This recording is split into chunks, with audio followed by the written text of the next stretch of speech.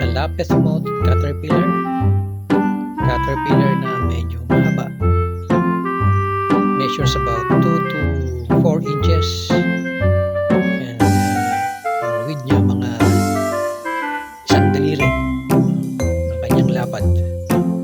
Medyo naiiba siya sa pangkaraniwang caterpillar na maliliit lang. Ito medyo mahaba at may katabaan. Karaniwang kinakain niya dahon,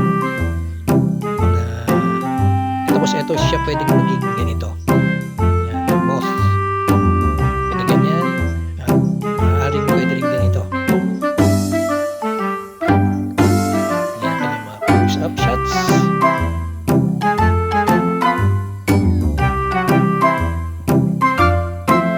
Huwag lang hawakan, guys. Baka kasi mga tayo.